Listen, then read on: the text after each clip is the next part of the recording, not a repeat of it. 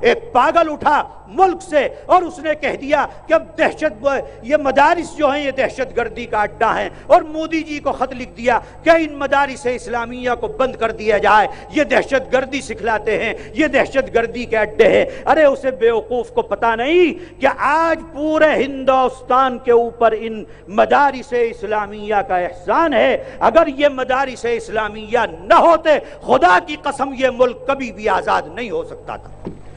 یہ ملک اگر آزاد ہوا ہے تو صرف مدارس اسلامیہ کی دین ہے کہ اس نے ایسے ثبوتوں کو، اس نے ایسے جیالوں کو پیدا کیا جو انگریز سے ٹکرا گئے۔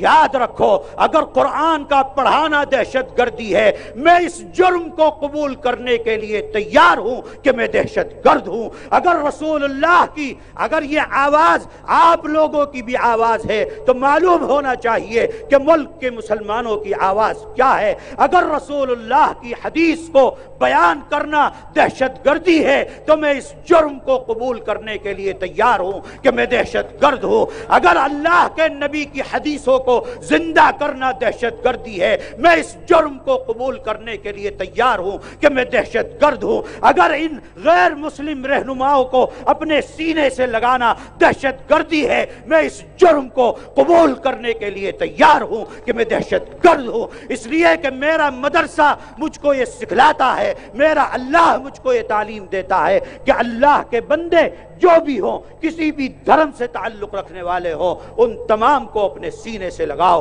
یاد رکھو، میں آخر میں ایک بات کہتے ہوئے اپنی بات کو ختم کرتا ہوں کہ مجھے فخر ہے کہ میں مدرسے سے پڑھا ہوا ایک ادنا سا طالب علم ہوں، اور مجھے فخر ہے اپنے مدرسے کے طالب علم ہونے پر، اس لیے کہ مدرسے نے مجھ کو سکھلایا ہے کہ اے میرے بچے، اگر وطن کو ضرورت پڑے تو تیری یہ گردن جھکنی نہیں چاہیے، یہ گردن کٹ کر وطن سے اپنی وفاداری کا ثبوت دینا چاہیے۔